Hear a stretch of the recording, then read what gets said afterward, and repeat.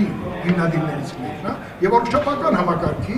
օնկոլոգիայի վերաբերյալ դու լավ գիտես նայեք շանթով Լևոն Քոչարյանը ոնց է ներկայացնում այն ծրագրերը որը որ մեր պետությունը դեռ առողջապահական ապահովության մեջ ոչ այն ապահովագրությունները որ այդպես էլ չեն գործում դուք նայեք այն ինչ որ շանթով հետ քաշեք եւ նայեք ժամանակը չէր լավված էր վիճակը բայց իրավիճակը ինչ է սկսկամ կոոպերացիա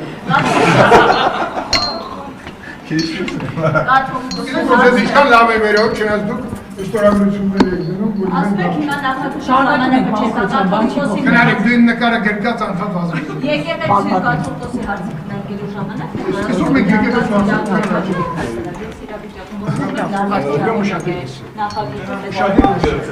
Գոնե ինձ եկեղեցիով կապված հարցերը տալու ուշ որովհետև նաև եկեղեցին մասնակից է եղել իհարկե Երուսաղեմի պատվիրակությունը մեր այն լայնածավալ ծրագրերին որ պատերազմի հետևանքով անդամալուց դարձածներին քանի խմբեր եմ ես կազմակերպել, ուղարկել նաև բանակի հոգևոր ղեկավար կազմի հետ միասին, նաև պատրիարքության հետ, Երուսաղեմի, նաև մյուս հոգևորականների հետ, նաև հոգևորականներն են մասնակցել պատերազմին, զոհեր ունենք, վիրավորներ ունենք։ Հիմա այստեղ եկեղեցու խնդիրը նաև վախնիկ չէր, որ Ամրան Բաբաջյանը բացահայտեց, որ գերիների հարցով իմ մտքով անցավ, որ նկատի է նաև եկեղեցական կառույցները օգտագործել, հակտարարնելով, որ Ստամբուլում մեր պատրիարք ունի որոշակի կշիռ, որով կարելի է նաև Թուրքիայի իշխանությունների հետ քննարկել գերիների հետ վերադարձի սխեմատիկ հարցերը եւ դա արվել է։ Հիմա եկեղեցի պետություն այդ հարաբերությունները պետք է կարգավորվեն։ Եկեղեցին պետք է չխառնվի։ Պետության ներսում պետք է հարցեր կարգավորի, եթե խնդրում։ Հիմա դու հարց տվեցի։ Դե ինձ իմ պատասխանը, որին պատասխանի մեջ շատ բաներ կա, որ ես կարող եմ տողատակով ասեմ, դուք պետք է հասկանաք։ Եկեղեցին միշտ կարևոր դերակատարում ունեցել մեր ժողովրդի պատմության մեջ, բայց եկեղեցին պետք է հարցեր կամ դի պատասխանի ինքը պետք է լուծումներ գտնի։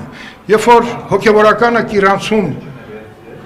խնդիր էր քաղաքական դնում եւ գալիս էր Երևան, եւ հիմա խնդիրը չլուծելով ինքը Կիրանցից հեռացել է, բայց եկեղեցին ինքը դարձավ թիրախ։ Նաև հասարակության մեջ, որտեղ պարզ չեղավ եկեղեցին ինչի համար է պատասխանատու։ Եկեղեցին բոլոր իր կանոնակարգային պահանջները, այլ այս որ մեկ խոսում եմ, չնայած հարցազրույց աշխատում եմ տալ այնտեղ, որտեղ ուզում եմ, չի հարց։ Եկեք հարաբերությունների մեջ լարվածությունները հեռացնենք, գտնենք լուծումներ։ Որն է այդ լուծումները։ Այս հարաբերությունների մեջ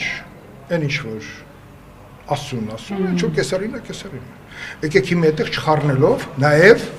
եկեղեցին ինքը այդ ուսակրոնության հարցը ինքը լուծեր վաղուց։ Վաղուց լուծած է, վերջին աշխարհ լուսավորիչը ինքը ընտանիք ունեցել։ Կառավարման 7 տարի հետո ինչու Փաշինյանը հիշեց եւ այս հարցը դարձեց օրակարգային։ Ես կարծում եմ դուք առիթ կունենաք Հանրապետության վարչապետին այդ հարցը տալու։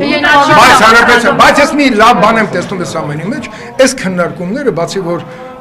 քաղաքական ինչ որ նրբերանգներ են ստանում, այս քննարկումները մեզ բոլորից մաքրում են։ Մենք այնուամենայնիվ պատվիրաններին պետք է ավելի լուրջ վերաբերվենք, մեր պարտականություններին պետք է լուրջ վերաբերվենք, մեր հավատին, ինքներս մեզ, մեր ընտանիքներին, հատկապես չշնանալու հարցը։ 2015-ին Փաշինյանն ասում էր պետք է պետությունը չխառնվի եկեղեցու։ Դու որ ալիքն Երևան որը։ ֆակտն է։ Այո։ Բա ուր են։ Նարեկ։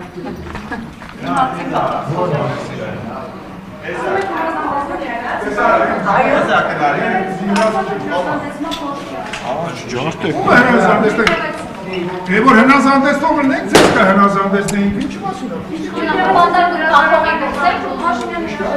Հարթում ես մեջը, մի պրտին։ Հիմա որ ալիք, բոլորը ձեզ դարձել եք լրանտվական ագրոբատներ։ Ոչ, ուզում ենք ամբից պատվոզգս աստծո կամքով, թե դա երբ կլինի աստված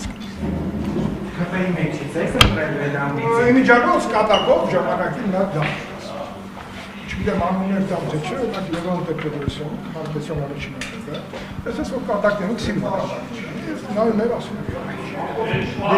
Անուններ չեմ տալի, բայց դու կարաս ասես ում կարա վերաբերել։ Ասում եմ որ եթե այս երկու քաղաքական գործիչները երեխա չունենային, իդեալական վեհապարի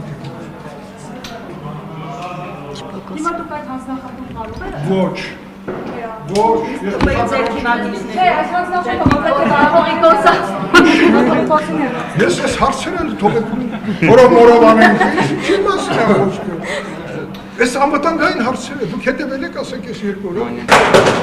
Հետևեք իրանում ինչա կատարվում, ինչ ռիսկերի Պարոն վտանգների։ Թորոսյանը ես այնքան ուրախ եմ ունես նրան։ Պարոն Թորոսյան, քո պարտականությունների մի զգալիմացն ես։ Շնորհակալություն։ Մի փակեք խճոյի Սպերս